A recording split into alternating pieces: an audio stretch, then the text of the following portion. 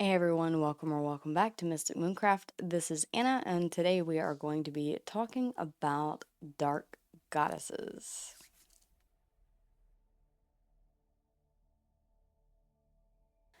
Hey everyone, so welcome to our exploration of the Dark Goddesses, which is a bit polarizing. Some have a bit of skepticism, some have a bit of reverence, some have a bit of curiosity. So I thought that we might delve into this. I personally work with two Dark Goddesses, Freya and Lilith, which are on the list. But if you work with a goddess who is not on this list, then by all means, please feel free to drop that in the comments down below, and I would love to hear about how you work with your specific deity and why you chose to work with them. So let's go ahead and talk about these figures who are often shrouded in misconception, yet rich with wisdom and power. Today we'll delve into the depths of their stories, dispel the myths surrounding them, and offer practical ways to connect with these potent deities. Remember, the term dark does not mean significantly evil. Rather, it represents the hidden, the mysterious, and the transformative aspects of life itself. Let's embark on this journey together. I oftentimes work with the dark goddesses so I have a YouTube channel, Sacred Light Tarot, and this is one of my favorite decks, and it incorporates all of the dark goddesses. I love this deck, and it also has a booklet that describes the benefic ways, their history, the myth associated with them, and the benefic ways that you can work with these goddesses. If anyone is interested in this deck, I will try and remember to pin it in the comments down below, guys. Let me know, again, how you work with your specific deities. We'll talk more about the different traditions for each one and ways to connect. And if your way differs from what I have here, then I would love to hear about that in the description down below or in the comments.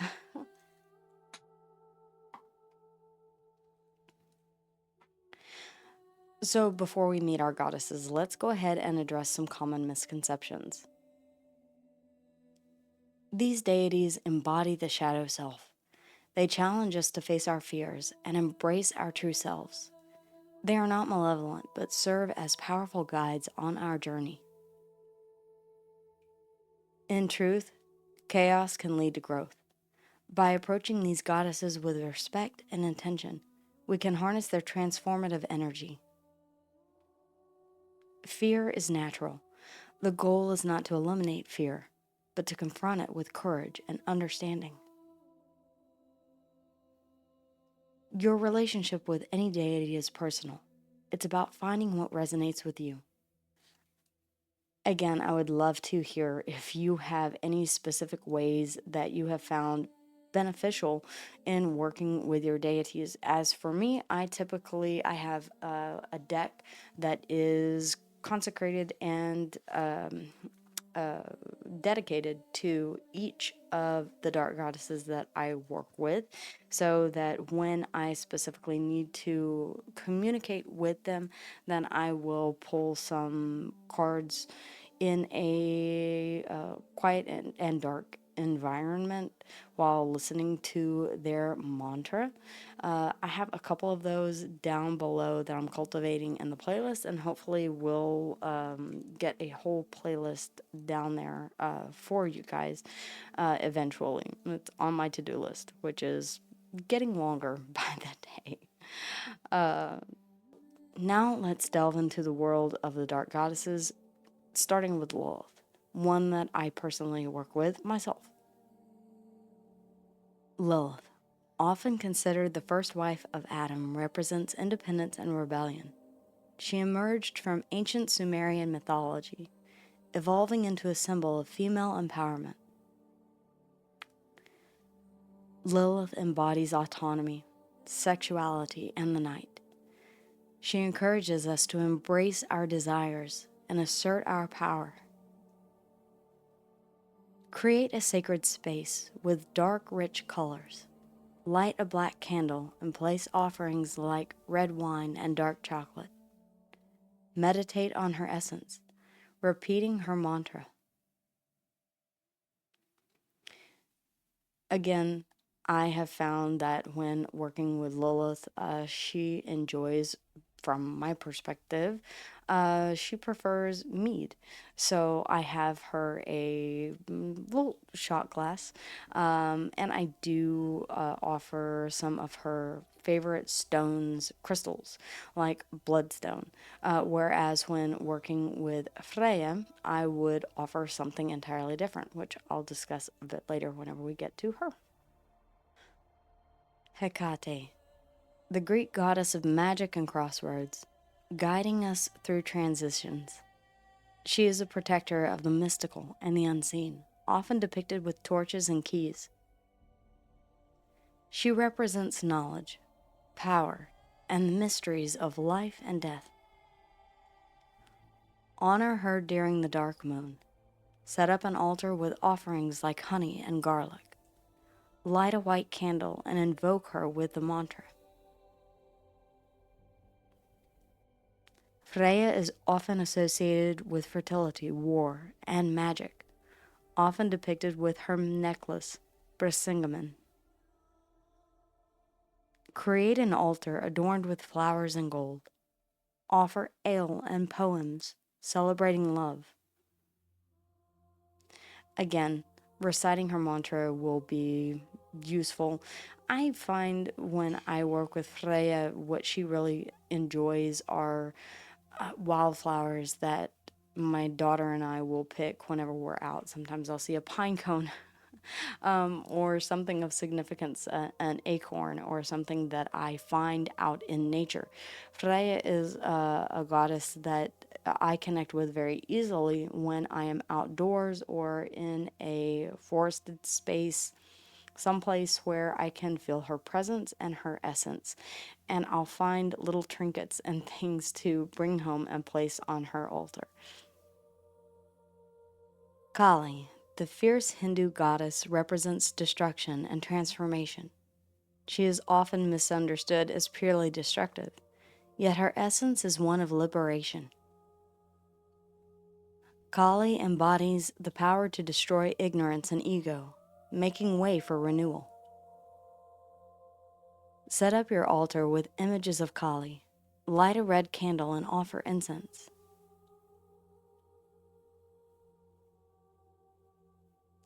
The Morrigan.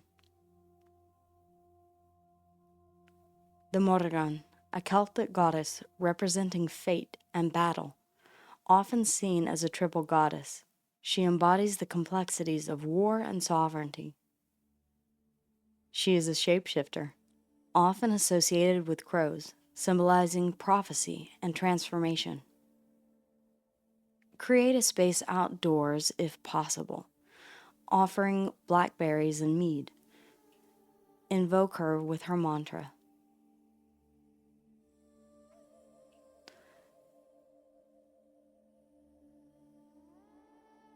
Persephone, the Greek queen of the Underworld, represents rebirth and the cycles of life.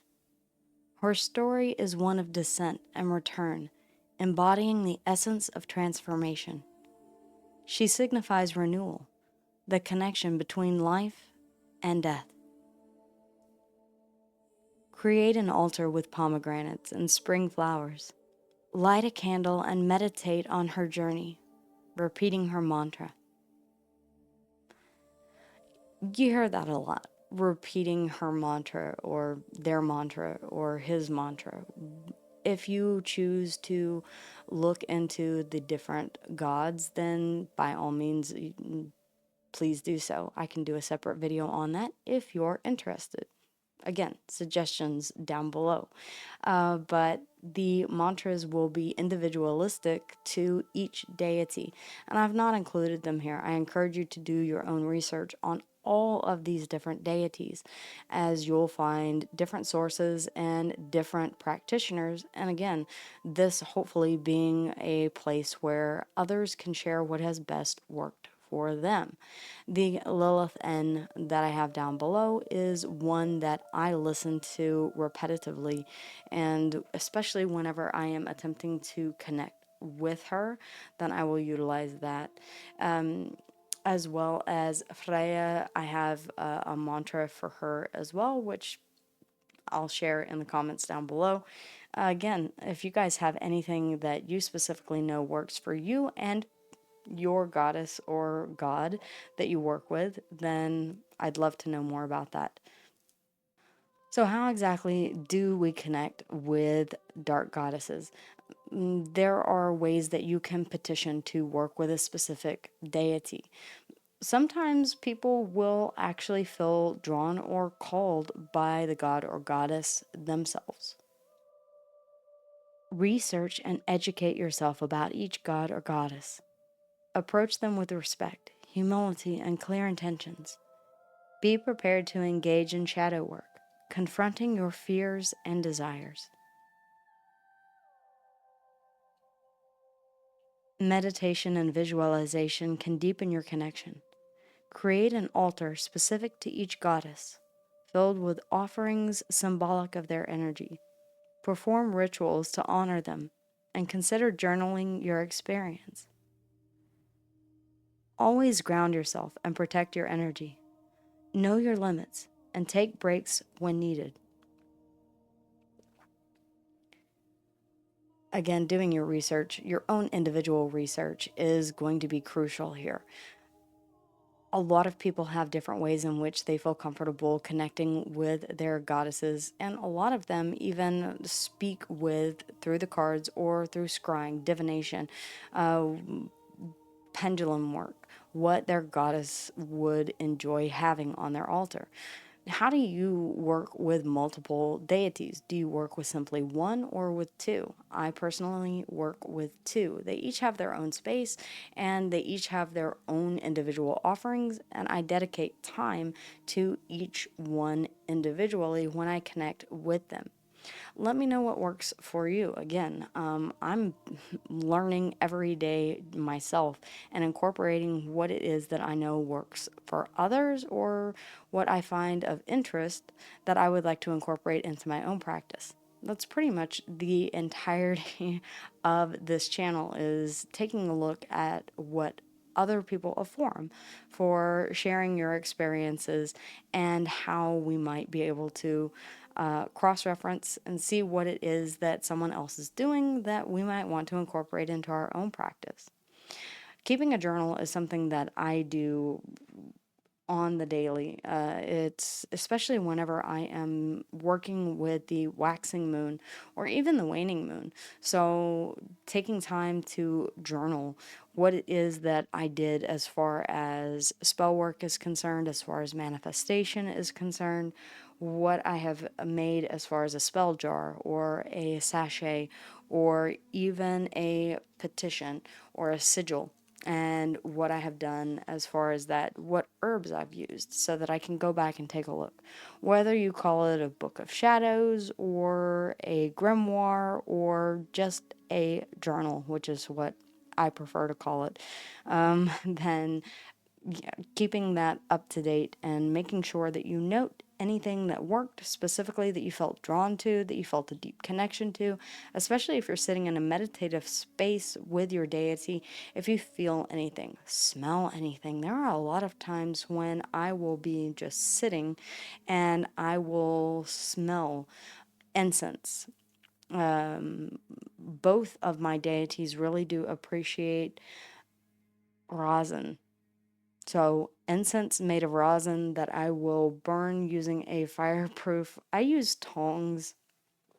So, implementations, we talked a little bit about that, but I actually use tongs that are fireproof, but they're used for feeding insects to amphibians.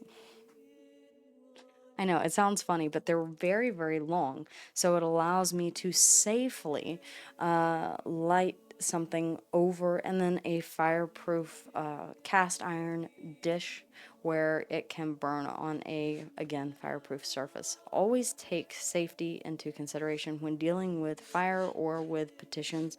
If you work with a deity that likes things to be burnt, and if you're also making something like the starter for black salt, then having a fireproof dish is going to be something that you don't have to spend a ton of money on things like this, but it is something that I would definitely consider having in your arsenal of different tools, different things that you use. Tarot as well. Starting with the traditional Rider-Waite. If you're interested in more about tarot, I do have a separate channel, Sacred Light Tarot, where you can hop on over there and take a look at that as well. Now, as we navigate this powerful path, it's essential to be mindful of certain pitfalls that can hinder our connection with these deities. So let's explore some of the common mistakes and how to avoid them.